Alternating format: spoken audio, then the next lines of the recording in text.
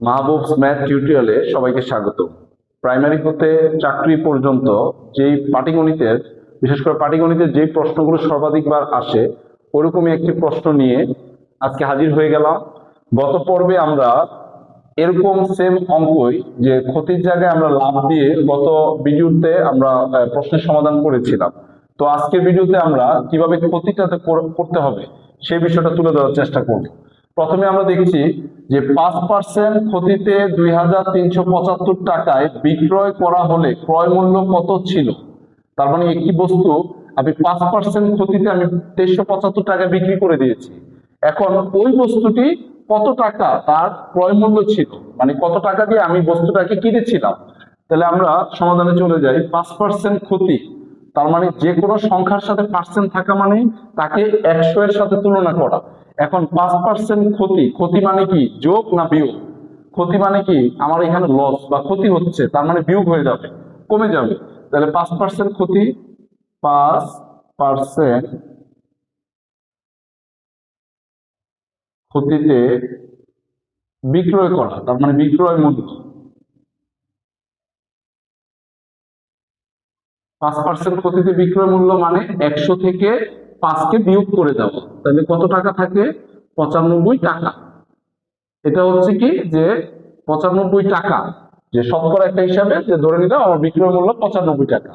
এখন আমরা দেখবো যে বিক্রয় মূল্যকে 100-র মধ্যে 95। আচ্ছা, এবার এখানে বলা আছে দেখো যে 2375 টাকা বিক্রয় করা হলে ক্রয় মূল্য কত, মানে আমরা নির্ণয় করব ক্রয় মূল্য। তাহলে যাকে আমরা নির্ণয় করব ক্রয় মূল্য বা বিক্রয় মূল্য, যাকে নির্ণয় করব তাকে আমরা শেষে রাখবো। তার মানে ক্রয় মূল্য যদি শেষে থাকে শুরু হবে কি দিয়ে? বিক্রয় মূল্য দিয়ে।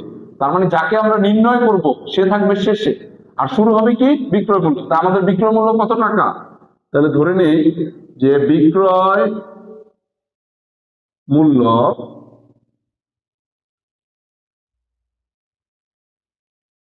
95 টাকা হলে ক্রয় মূল্য 100 টাকা। তার মানে যেটা আমরা বের করব, যেমন ক্রয় মূল্য নির্ণয় করব বা ক্রয় মূল্য বের করব, তাহলে ক্রয় মূল্যের সাথে 100 আসবে। এবার অতএব বিক্রয় মূল্য 1 টাকা হলে ক্রয় মূল্য, তাহলে ওই 100 এর নিচে এই 95 পরিবর্তে যে 1 এসেছে 95 চলে আসবে এখানে হর আকারে। এরপরে বিক্রয় মূল্য, ওই বস্তুটা কত টাকা বিক্রি করা হয়েছে? 2375 টাকায় হলে ক্রয় মূল্য, তাহলে ওই উপরে 9-এর 100-র সাথে এই 2375 গুণ হবে আর নিচে আসছে কত? 95। তাহলে আমরা এখানে যেহেতু নিচে কোনো শূন্য নেই, উপরে মানে উপরে শূন্য আছে কিন্তু নিচে শূন্য নেই, তাহলে কাটাকাটি করতে পারছি না, আমরা সরাসরি ডিরেক্ট গুণ করে দেব। তাহলে উপরে আমাদের 100 গুণ 2375, তাহলে উপরে থাকতেছে 2,37,500 আর নিচে থাকতেছে 95।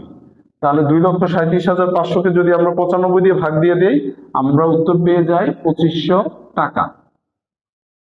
তাহলে এই 2500 টাকাই হচ্ছে উক্ত বস্তুটির ক্রয় মূল্য, যেই টাকায় আমি বস্তুটা কিনেছিলাম। আশা করি